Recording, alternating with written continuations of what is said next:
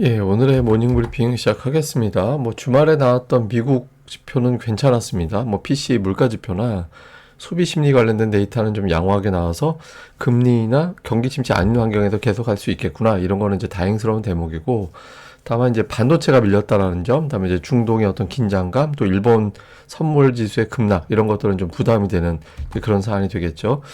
수급에서는 외국인들이 지난주 후반에 이제 매수로 바뀌었거든요. 그 매수 기조가 좀 이어지게 되는지, 그리고 좀 매매에 좀 특징이 생겼습니다. 이 부분 좀 점검을 해드릴 거고, 업종으로는 지난주에 제약바이오 종목군들이 하락하고 중국 소비주 올라가고 좀 낙폭이 컸던 엔터주라든가 반도체라든가 이런 것들이 올라오는 그런 모습을 보였거든요. 이 구도에 변화가 생기는지 좀 정리를 해보겠습니다.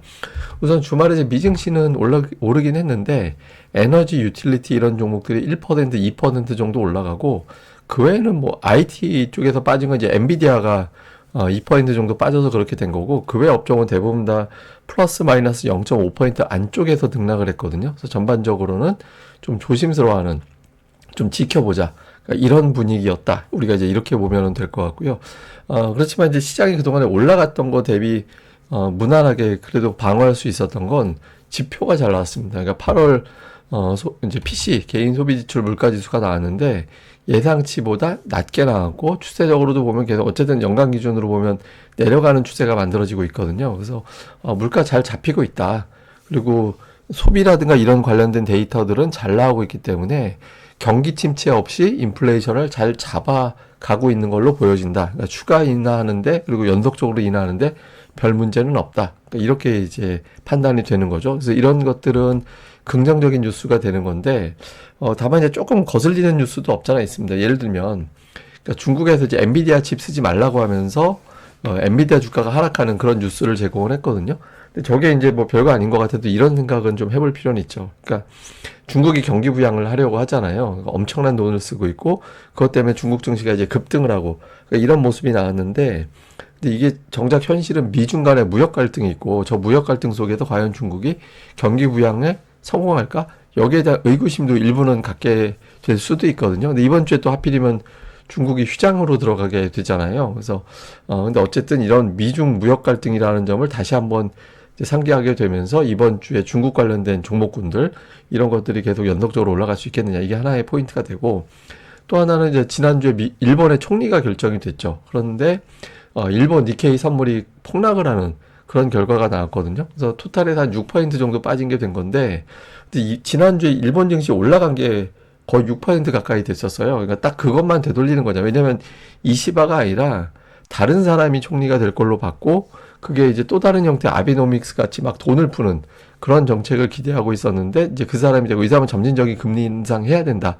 이렇게 주장하는 사람이거든요. 그래서 그냥 지난주에 올라간 것만 되돌리는 거냐, 아니면 이제 엔달러 환율이 추세적으로 다시 내려가서 증시의 변수가 될 거냐, 이걸 좀 봐야 되거든요. 그래서 오늘 일본 증시가 좀 하락할 가능성이 일단 높다라고 보여지는데, 그러니까 초반 이후에 일본 그다음에 엔달러 환율의 어떤 변수가 시장에 영향을 주는지 이거 좀 체크가 필요하고요. 다음에 이제 중동 같은 경우는 이게 이제 뉴스는 되게 많이 나오고 막 실제로 좀 굉장한 타격을 서로 주고 이렇게 된 것 같아요. 그런데 올해 들어서 이제 중동의 전면전 관련된 뉴스가 나온 건 되게 여러 번이지만 실제로 전면전이 시작된 적은 없잖아요. 그래서 보통 중동 뉴스 나오면 이틀 정도 지나가면 완화가 되는 그런 현상들이 반복적으로 나타났었거든요. 그래서 이번에도 이제 그렇게 되지 않을까 일단 보여지는데, 주 휴일에 열렸던 중동 증시 보면 이스라엘은 오르고 사우디는 빠지고, 그다음에 우리가 이제 유일하게 체크해 볼 수 있는 게 가상화폐 가격인데 가상화폐 가격은 거의 변화가 없었거든요. 그래서 이렇게 좀 긴장은 하되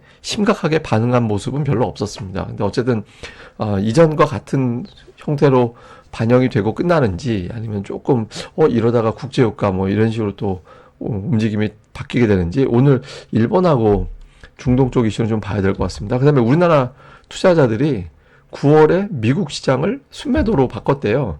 그래서 이게 이제 좋은 쪽으로 생각을 해보면 글로벌 증시에서 하락한 나라가 몇 안 남았거든요, 이제. 그러니까 브라질하고 우리나라 정도인데, 브라질은 3분기에 7% 올라서 빠졌다가 회복되는 중이고, 우리나라는 아직은 그런 정도 대열은 아니거든요. 그래서 오히려 이제 우리나라 주식을 사는 거냐, 이제부터 이걸 좀 주목해 봐야 되는데, 아직까지 그런 징후는 없습니다. 왜냐면 이제 예탁금하고 고객 예탁금하고 그 다음에 거래대금으로 그걸 가늠을 할 수 있는데 둘 다 늘어나고 있지는 않잖아요. 확실하게 예탁감이 뭐 폭발적으로 늘어났다 이런 정도는 아니거든요. 그래서 이거는 조금 지켜보되 저 뉴스가 우리나라 주식으로 좀 돌아서는 계기가 되는 건지 뭐 좀 금주세도 좀 유예 쪽으로 조금 분위기가 가고 있잖아요. 그래서 그런 흐름으로 바뀌게 되는 건지 이걸 좀 주목을 해봐야 될 것 같습니다. 그래서 일본 니케이 이런 것들에 대한 어떤 변화, 그다음에 예탁금의 향후의 신가 이걸 좀 볼 필요가 있고요. 다음에 이제 외국인들의 변화가 좀 생겼죠. 지난주 목요일 이후에 이제 순매수로 바뀌었는데 제가 26일을 주목한다고 계속 말씀을 드렸었잖아요. 26일까지가 결제일 기준으로 3분기, 그다음에 27일부터는 결제일 기준으로 4분기. 근데 왜 26일부터냐? 전날인 주요 종목들도 3분기에 배당하는 기업들은 배당 기준이거든요. 그래서 저 때부터 수급이 좀 바뀔 수도 있었는데 다행히 이제 바뀌었어요. 그러니까 바뀌었는데 또 하나 주목되는 건 뭐냐면 그동안에는 삼성전자 매도해도 삼성전자 매도 금액하고 외국인들 순매도 금액하고 되게 비슷했거든요. 근데 지금 달라진 게 전체 삼성전자 매도 금액을 빼고 나면 순매수가 계속 잡혀요. 예, 그러니까 이게 무슨 얘기냐면 전체 매도가 예를 들어 5천억이면 삼성전자 매도도 5천억이었거든요. 근데 지금 전체 매도가 5천억이면 삼성전자 매도는 3천억. 그러면 실제로 2천억은 뭔가 샀다는 얘기잖아요. 예, 그런 구도로 바뀌었습니다. 그래서 지난주 목금 이틀만 놓고 보면 삼성전자 매도 규모 자체도 3,400억으로 이틀 매도 치고는 되게 많이 줄었고 하이닉스를 9천억을 샀거든요. 그래서 외국인들이 좀 이제는 뭐 매도에만 집중하는 게 아니라 골라서 사기도 시작했다.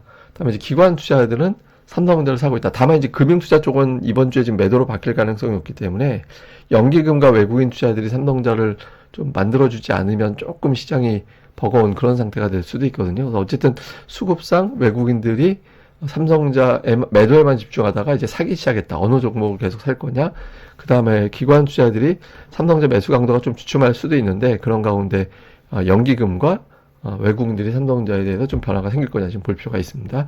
주요 종목으로는 삼성전자가 하반기부터는 2주 연속 올라간 적이 없거든요. 그래서 이번 주 2주 연속 올라가게 되는지, 그다음에 하이닉스가 지난 8월에 저점 대비 올라간 폭, 이번에 저점 대비 올라간 폭이 거의 비슷하거든요.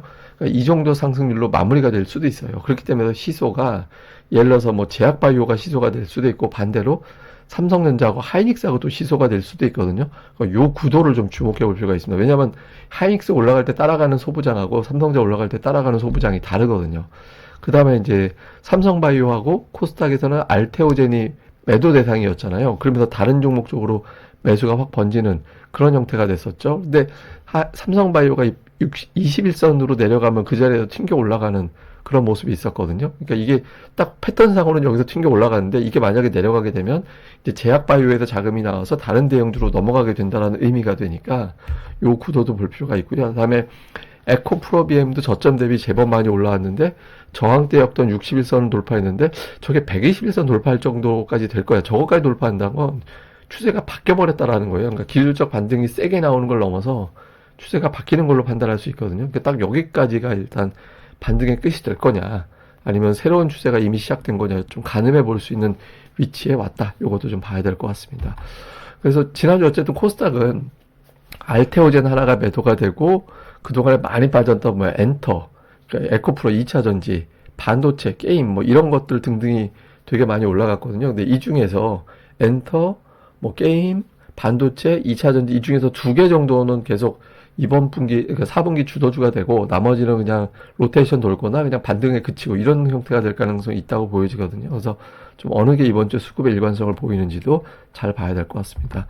자, 요약을 좀 해보면 그러니까 주말에 해외 변수가 좀 많았습니다. 그러니까 중동 불안, 중국은 경기 부양에 대해서 긍정적으로 반응하긴 했는데 혹시 미국과의 어떤 견제 때문에 이걸 또 고민하는 투자가 늘어나는지, 그리고 일본이 선물이 급락했다라는 점, 오늘 초반 이후에 이제 엔달러 환율의 어떤 변화가 생기는지, 그 다음에 역시 외국인들이 지난주 목요일 이후에 매수로 돌아섰는데, 좀 하반기에 매수로, 그러니까 4분기 매수로 과연 가게 되느냐, 그런 과정에서 지난주 이제 중국 소비, SK 하이닉스 등등이 강했었는데, 요 구도에서 좀, 저는 조금 변화가 또 생길 것 같거든요. 그래서 이번 주에 좀 수급이 어떻게, 이제 지난주 보면, 수급에서 기관 투자자들이 주중반 이후에 그 2차전지, 엔터, 반도체, 그러니까 이렇게 매수를 했었거든요.